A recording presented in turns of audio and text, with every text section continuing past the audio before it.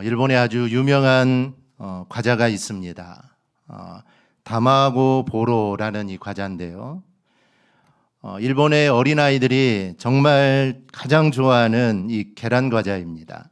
근데 이런 과자를 만들어 어마어마한 성공을 거둔 제과회사 회장이 이 다케다 씨라는 사람입니다. 이 사람은 창업 초기부터 내가 최고의 품질 좋은 이 과자를 만들어야겠다라는 생각으로 보통 달걀보다 3배 이상 비싼 유정란만을 사용을 했다고 합니다. 그렇게 좋은 재료만을 고집한 결과 사람들의 폭발적인 인기를 끌게 되었고, 한때 시장 점유율이 무려 일본 제과 시장의 60%를 넘어서게 됩니다. 그러자 그때부터 이제 더 이상 매출을 늘리지 않으려고 했다라고 합니다. 너무 올라가니까 이제 그만 올리자라고 할 정도로 그야말로 정말 전설 같은 이야기가 아닐 수 없습니다. 그런데 그 사람이 만드는 과자가 그처럼 엄청난 인기를 끌게 된 비결에는 질 좋은 재료를 사용하는 것 외에 한 가지의 또 비밀이 숨겨져 있습니다. 그 비밀이 무엇인가 하면 이 다케다 씨는 회사 직원들이 과자를 만들 때 늘 과자를 향해 감사합니다라는 말을 하라고 이렇게 했다고 합니다. 이상한 일인데 엉뚱한 일이죠. 하지만 이렇게 엉뚱한 일을 한 이유는 그냥 자기 생각대로 한 것이 아니라 이 과학자들의 연구 결과를 그대로 수용한 겁니다.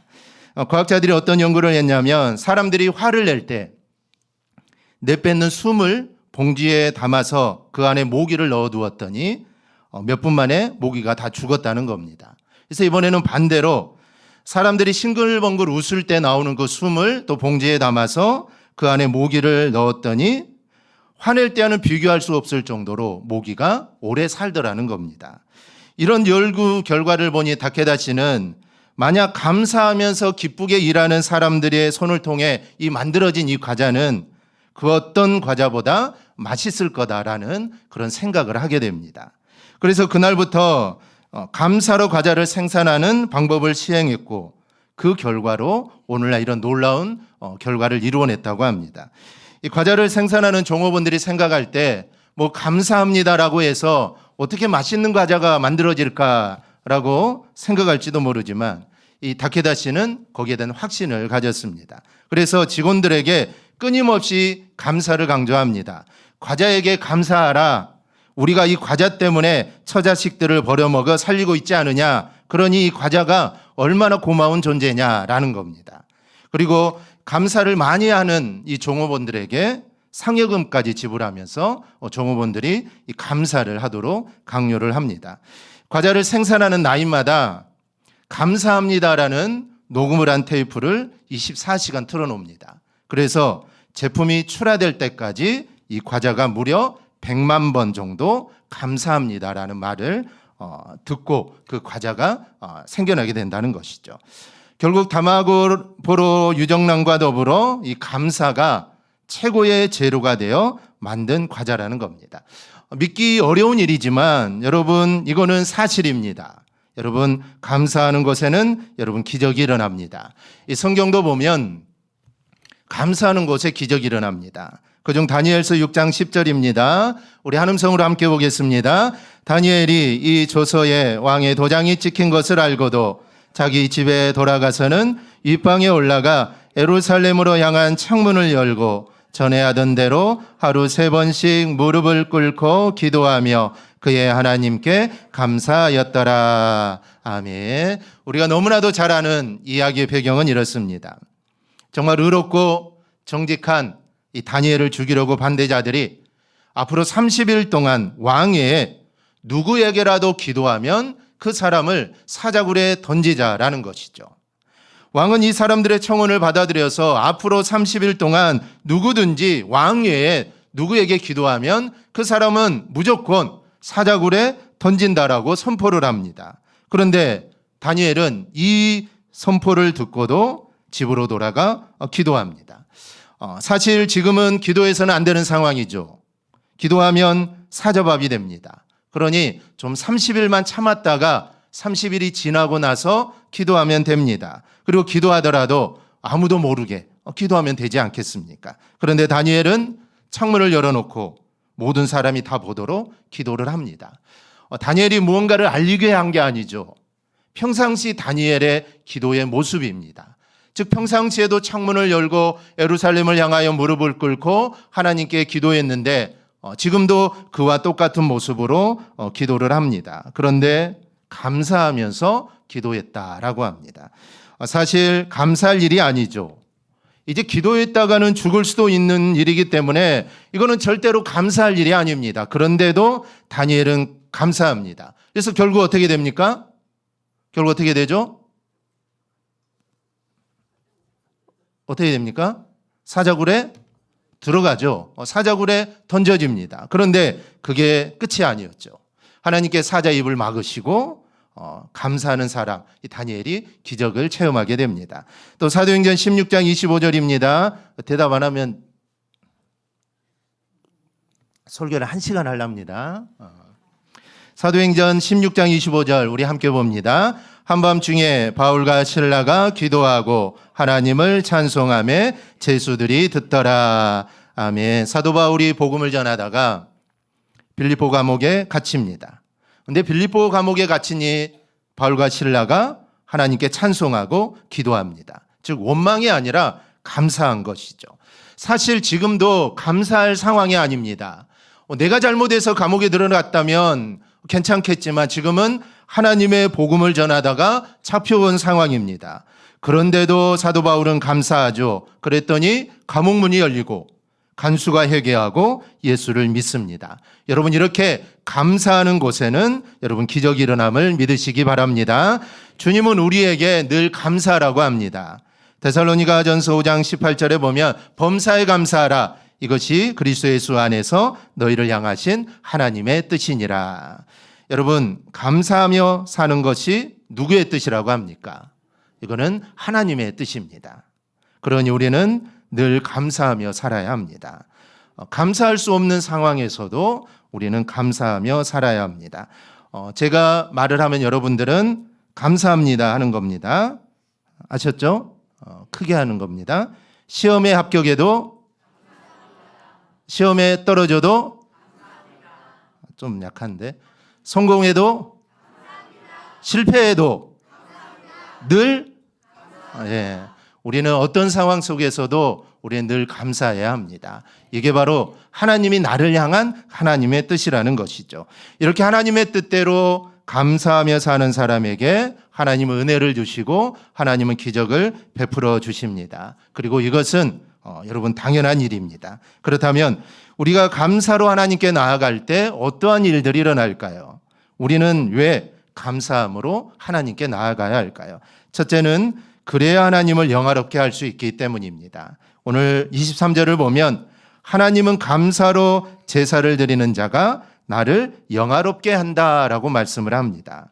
그러면 하나님을 영화롭게 한다라는 말이 여러분 무슨 뜻일까요? 흔히 우리가 하는 말로 하나님께 영광을 돌린다라는 말과 이게 같은 말인데 이 말은 하나님을 기쁘시게 한다. 하나님을 기분 좋게 한다라는 뜻입니다.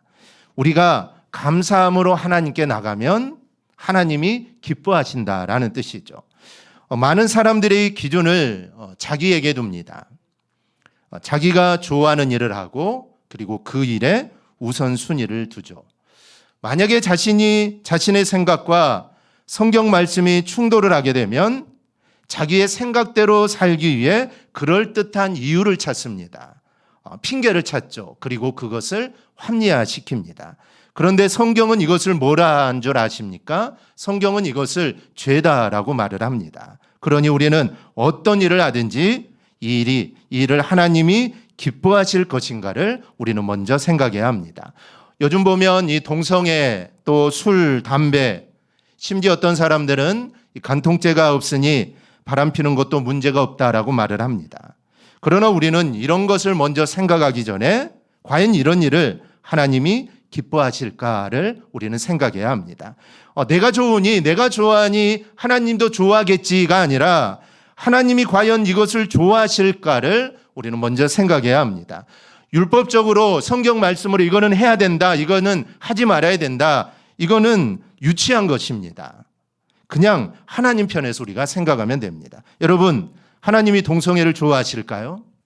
여러분, 하나님이 술에 취해 횡성수설하는 것을 하나님이 좋아하실까요? 하나님이 담배에 쪄들어서 냄새 풍기는 것을 우리 하나님이 좋아하실까요? 하나님이 내가 하루 종일 컴퓨터를 붙잡고 게임하는 거 우리 하나님이 좋아하실까요? 이거는 생각 하나만화입니다. 한번 생각해보면 답이 다 나오죠. 그런데 우리는 내 입장에서 늘 생각을 합니다. 그래서 그럴듯한 이유들을 대죠. 그런데 우리는 믿는 자는 그렇게 할 것이 아니라 과연 이것을 하나님이 기뻐하실까? 하나님이 기뻐하지 않을까를 생각하면 됩니다. 뭐든지 다 그렇습니다. 그래서 그렇게 생각하고 그래 하나님이 기뻐하실 거야 라고 생각이 되면 여러분 그 일을 하면 됩니다. 만약에 하나님이 동성애를 기뻐하신다고 생각하면 우리 동성애를 하면 되겠죠. 그런데 하나님은 동성애를 절대로 기뻐하지 않습니다. 절대로 기뻐하지 않죠. 그래서 동성애는 죄다라는 것이죠. 동성애를 해서는 안 된다라는 것입니다. 그것이 성경의 가르침이고 그리고 하나님이 기뻐하시는, 즉 하나님이 그거를 싫어하기 때문에 우리가 하지 않아야 된다라는 것이죠. 이 고린도전서 10장 31절을 보면 그런즉 너희가 먹든지 마시든지 무엇을 하든지 다 하나님의 영광을 위하여 하라. 즉 무엇을 하든지 하나님이 기뻐하시는 것을 생각하며 하라는 겁니다. 우리 성도들의 최종적인 목적은 하나님의 영광을 위한 것들이어야 합니다. 우리 모두가 하나님이 기뻐하시는 것이 무엇인지 분별하는 지혜가 있기를 바랍니다. 그래서 감사함으로 하나님께 나가서 하나님이 주시는 구원의 은혜를 경험할 수 있기를 바랍니다. 둘째로 감사로 하나님께 나아가는 이유는 그래야 우리의 시각이 바뀌어집니다. 빌립보서 2장 5절을 보면 너희 안에 이 마음을 품으라 곧 그리스도 예수의 마음이니라고 합니다. 예수님의 마음을 품으라는 것이죠. 그러면 우리가 예수님의 마음을 품으면 어떻게 될까요? 가장 먼저 일어나는 일이 우리의 시각이 달라집니다. 누구의 시각으로 바뀌냐면 예수님의 시각으로 우리가 바뀌게 되죠. 이 바리새인들은 세리와 창기를 저주의 눈으로 바라봅니다. 그러나 주님은 그들을 사랑의 눈으로 바라보죠. 그래서 세리였던 레위를 불러 제자로 삼으시고 삭개오의 집에도 들어갑니다. 남편을 5이나 바꾼 수가성 여인도 찾아가죠. 바리새인들과 제사장의 시각에서 이들은 상대할 가치도 없고 용서받을 수도 없는 존재들입니다. 그런데 주님은 그들을 정말 안타까운 눈으로 바라보시죠. 예수를 믿는다는 것은 여러분 이렇게 우리의 시각이 바뀌는 것을 의미합니다. 출애굽기 15장을 보면 이런 이야기가 나옵니다. 이스라엘 백성들이 사흘길을 걸었는데 먹을 물이 없습니다. 그러다가 물을 만났는데 이 물이 너무 써서 먹지를 못합니다. 그래서 사람들이 이 물을 가리켜서 마라라라고 말을 하죠. 그런데 처음부터 이곳의 이름이 마라가 아니었습니다. 그런데 그 샘물이 써서 마시지를 못하자 사람들이 마라라고 부르게 된 것이죠. 그런데 여기에 놀라운 비밀이 담겨져 있습니다. 히브리어로 샘, 우물을 뜻하는 단어가 아인이라는 단어인데 이 아인이라는 단어에는 또 다른 의미가 있는데 바로 그게 눈이라는 뜻입니다. 하나님은 이 쓴물을 이제 단물로 바꾸어 주시죠. 다른 말로 하면 하나님이 시각을 바꾸어 주신 겁니다. 하나님이 함께하면 쓴물이 단물로 된다는 것이죠. 즉 우리가 힘들고 어려워도 감사하면 하나님의 인생의 쓴물로 단물로 바꾸어 주시는 그런 시각의 눈이 바로 우리에게 띄어진다는 겁니다. 그러므로 우리 모두 쓴물을 단물로 바꾸시는 그 하나님의 능력을 우리 모두 믿을 수 있기를 바랍니다. 우리 앞에는 마라도 있고 쓴물도 있고 고통도 가득합니다. 그러나 이 모든 일에도 하나님이 나와 함께 하신다는 그 사실을 잊지 않기를 바랍니다. 하나님이 지금 여기에, 하나님이 지금 나와 함께 하신다라는 그 시각을 여러분 가지십시오.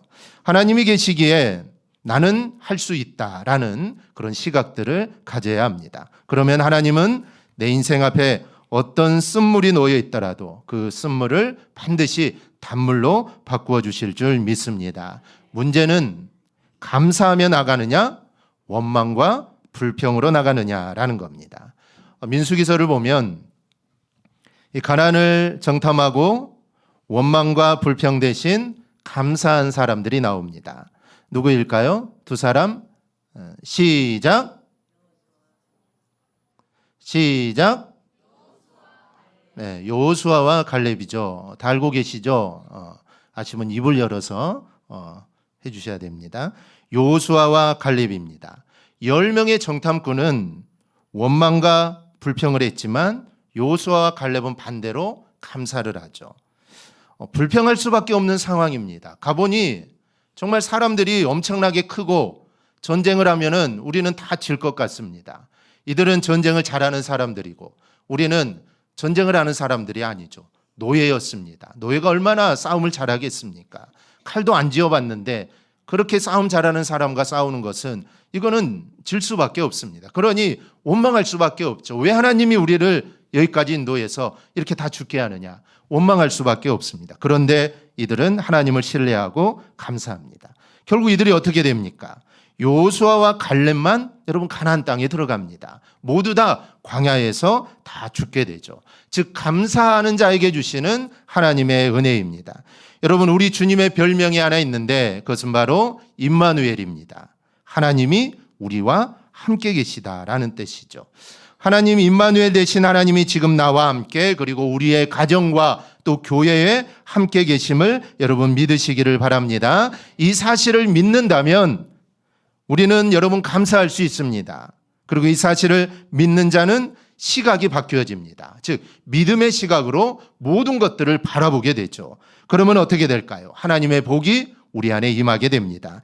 셋째로 감사로 하나님께 나아가는 자는 그래야 우리에게 더 감사할 일이 생기기 때문입니다. 본문 23절을 보면 제사를 드릴 때 감사로 제사 드리는 사람에게 하나님의 구원을 보이신다라고 합니다. 그런데 이 말씀 중간에 보면 그의 행위를 옳게 하는 자에게라고 말을 합니다. 그러니까 이 말씀은 제사를 드리되 감사로 제사 드리는 것이 옳은 행위라는 겁니다. 하나님이 그에게 구원을 보이신다라는 뜻이죠. 우리는 일반적으로 구원이라는 것을 영혼의 구원만을 생각합니다. 그러나 구약에서의 구원은 아주 포괄적인 구원입니다. 적들에게서 구원받는 것, 또 병에서 나음을 받는 것, 그리고 물질의 가난에서 구원받는 것, 죄에서 구원받는 것, 이 모든 것들이 다 포함된 게 이 구원이라는 개념입니다. 일반적으로 성경학자들은 시편 50편의 기록자를 다윗이라고 말을 합니다. 근데 성경을 보면 그 다윗은 늘 하나님께 감사하고 또 찬송하고 기도하는 사람이었습니다.